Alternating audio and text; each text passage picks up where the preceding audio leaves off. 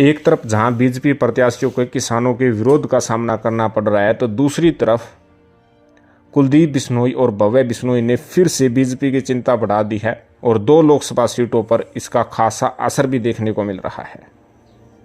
आपको बता दें कि भारतीय जनता पार्टी विशेष तौर पर कैडर बेस पार्टी मानी जाती है। हरियाणा में खुलेआम बगावत का कहर कभी नहीं देखा गया था, लेकिन 2024 के चुनाव आते आते बड़े बड़े नेता नाराज हो रहे हैं। अनिल विज से लेकर कैप्टन अभिमन्यु, कुलदीप बिश्नोई तक नाराज है, जिसका खामियाजा बीजेपी को भुगतना पड़ सकता है।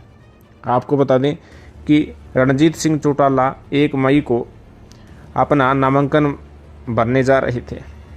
खुद पूर्व मुख्यमंत्री मनोहर लाल खट्टर, मंत्री कमल गुप्ता, सावित्री चिंतल व उसके साथ साथ 1-2 और नेता थे।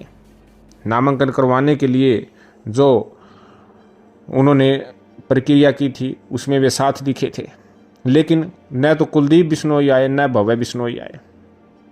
हमारी रिपोर्ट के अनुसार भव्य बिश्नोई अपने ससुराल चले गए हैं और कुलदीप बिश्नोई दिल्ली चले गए हैं, क्योंकि उनके घर से कोई चुनाव लड़ नहीं रहा है। भारतीय जनता पार्टी अपना चुनाव प्रचार करे। हालांकि आपको बता दें कि कुछ दिन पहले ही आदमपुर में रैली हुई थी, उस वक्त कुलदीप बिश्नोई और भव्य बिश्नोई रैली में पहुंचे थे, अपनी फॉर्मेलिटीज़ पूरी अवश्य की थी। कहीं ना कहीं आदमपुर पर विशेष तौर पर बीजेपी की नज़र है।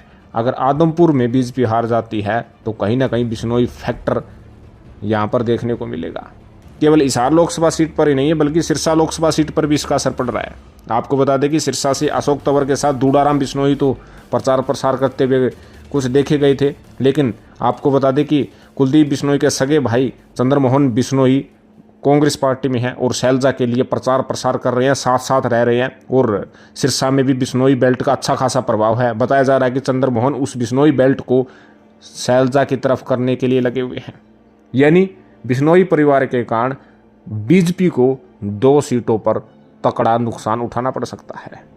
कहीं ना कहीं दूड़ाराम को भी पता है कि सिचुएशन कैसी है। एक बार तो उन्होंने सक्रियता दिखाई थी, लेकिन उसके बाद में वैसी सक्रियता उनकी भी देखने को नहीं मिल रही है। आखिर ये नाराजगी, आखिर ये नदारदपन बीजेपी अपने नेताओं को इन सभी बातों से दूर क्यों नहीं कर रही है। हालांकि मुख्यमंत्री नायब सैनी कुलदीप बिश्नोई के साथ दिल्ली आवास जाकर बातचीत की थी, मनाया था, लेकिन उस समय लग रहा था कि प्रॉब्लम सॉल्व हो गई है।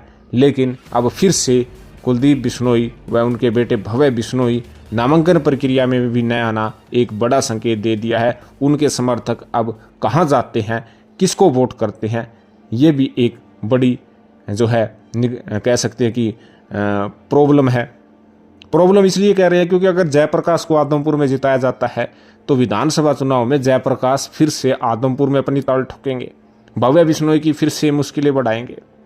तो कुलदीप बिश्नोई समर्थक किस थाली में बैठते हैं, किस खाने में जाते हैं, किस तरह उनका ऊंट करवट बैठता है, ये सब की नज़र बनी हुई है। लेकिन आपका क्या कहना है? क्या कुलदीप बिश्नोई की नाराजगी के कारण बीजेपी को हिसार और सिरसा में खामियाजा भुगतना पड़ेगा? क्या बीजेपी में सब कुछ सही नहीं है? आपको बता दें कि बीजेपी में बड़े बड़े नेता नाराज हैं। अनिल विज भी नाराज हैं, कुलदीप बिश्नोई भी नाराज हैं, कैप्टन अभिमन्यु भी नाराज हैं, छत्रपाल भी नाराज हैं और काफ़ी नेता टिकट के इच्छुक थे। उन्होंने अपनी खामोशी अंदर खाने ही जो है बनाए हुए हैं। तो आपका इस विषय में क्या कहना है? कमेंट जरूर करें, चैनल को जरूर सब्सक्राइब करें। धन्यवाद। जय हिंद।